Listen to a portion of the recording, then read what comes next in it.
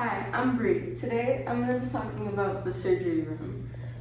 When you enter the surgery room, it's important to have on the proper PPE.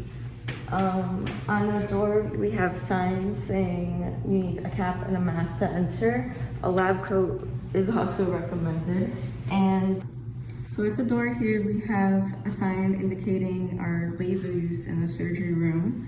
And with the laser, it's important to make sure you wear proper eyeglasses to protect yourself and also to protect your skin from exposure to the laser.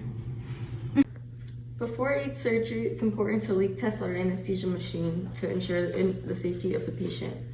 To leak test, you close the pop-off valve, and before hooking up the patient, it is important to open the pop-off valve again. The scavenging system prevents any anesthetic gases from entering the air, and it's important that the holes on the bottom are not covered so the gas can escape.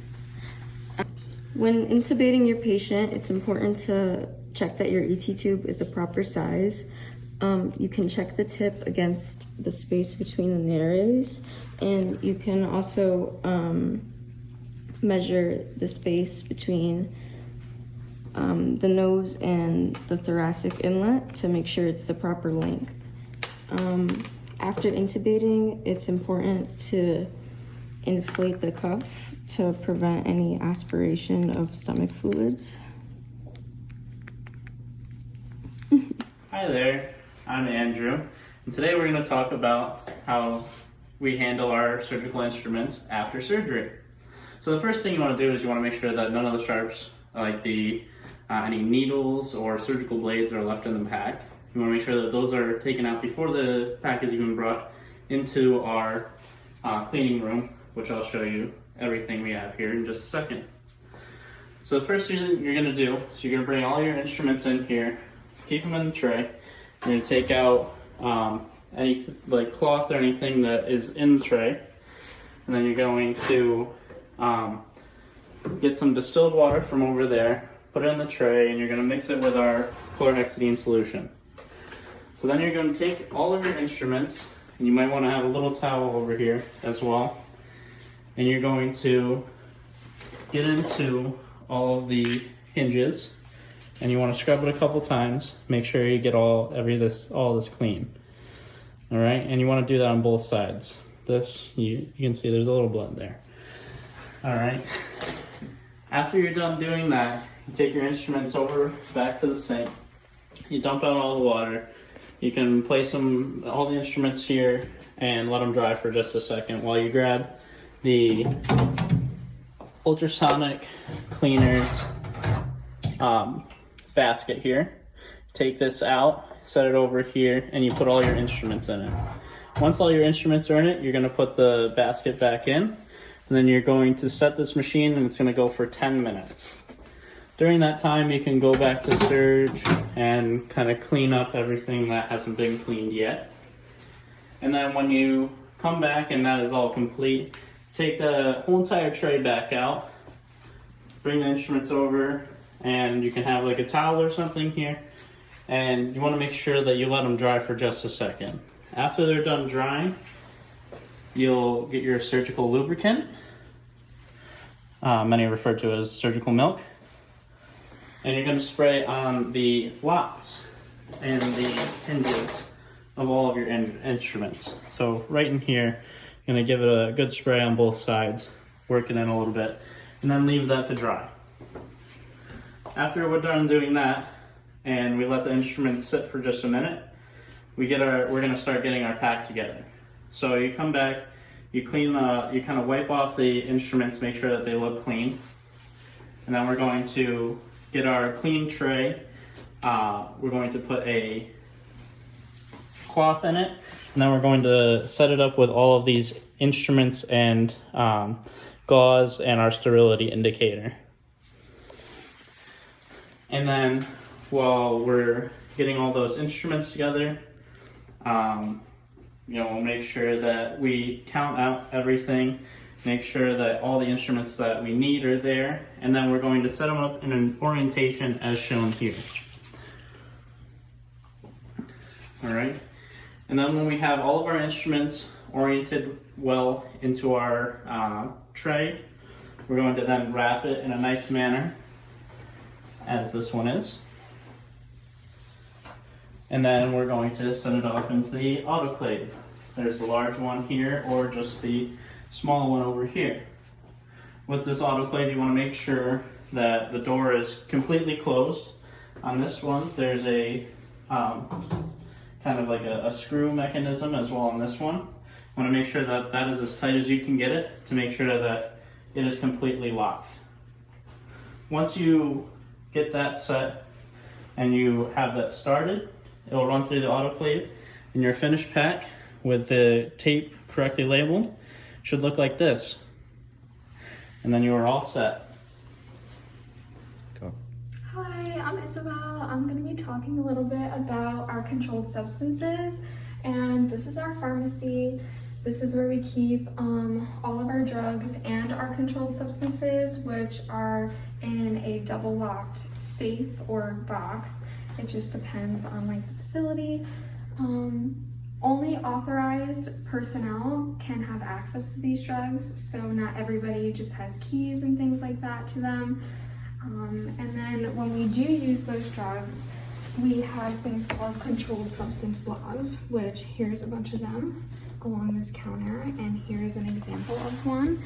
All of the controlled substances that we use, every time they are used, they are documented in these logs. Hi, my name is Brandon. Today we're going to be talking about kennel work here and how we set up their foods and medications. On here we have the counter where most of the food and medications would be prepared. To our right we have all of the wet food that we store. We also have peanut butter for our dogs.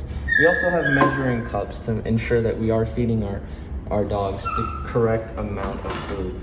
To our left we also have all of the bowls, feeding bowls for our dogs.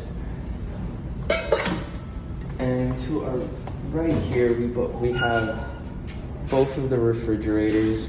One is for food only, and whilst the other one is for drugs only. We want to make sure that we do not store food and drugs in the same refrigerator to avoid contamination. So to our right, we also have the storage for all of our dry food for our puppies. And here you just see inside, it's just a bag of food, and we just scoop up there, prepare the food, and feed all the puppies here. Alright, so to our left here, we have the kennels where we separately feed all of our dogs here. We want to make sure that when we are dealing with our patients, we want to securely lock all of the kennels to ensure that both our safety and the dog safety is at the most priority. If you notice here on this cage, we have we have a pink no food anesthesia card. You really want to pay attention to these because that means that this dog or this patient will be going into surgery the next day and they are not to receive food. So over here in our dog kennel, we have these sheets that talk about the guidelines and the different instructions that we do when we're working in the kennels. In case anybody forgets, it's just a little reminder. And then we have our safety data sheets, which each room has them, and it just kind of talks about the potential hazards for the certain chemicals that we have in each room. And then in our dog and cat rooms, we have these things called health logs, and each of our patients have one that gets documented morning and afternoon. We also have our eye wash, which is over by the sink, which is over that way, and it's in each room. So you also want to take into consideration when they're cleaning the runs, when the water comes up to the front, you want to make sure everybody knows that there's a potential hazard to slip and fall. So just be aware of that, and always make sure that you keep the front kennel doors closed so that way no dogs get out. Hi, now I'm going to talk about radiation safety. When using any x-ray machine, there's always risk for exposure to x-rays. On the door here, we have many signs explaining the risks and all of the precautions you should be aware of. There is a list here stating that we try our best to reduce exposure from scattered radiation from the x-ray machine through keeping as much distance from the beam as possible and shielding ourselves using PPE of lead aprons and lead gloves and thyroid shields that are located inside the radiology room that is locked because it is not in use. To monitor x-ray beam exposure for ourselves, we place dosimeter badges at the level of our thyroid on our scrubs. And to record all of the animals exposed to x-rays, we have a radiography log to monitor them for any reactions to the x-rays. And this is our x-ray machine in here, and we try to reduce the size of the beam as much as possible to prevent as much radiation exposure. Hi there. So now I'm going to talk about our inventory room. So to my right here is our feed room. And here you can see that we have several different feeds for the different species that we have on our facilities here. And as you can see, all of these packages and everything are stacked very nicely in neat order. There's no spills and nothing that can cause any sort of danger to anyone that walks in there.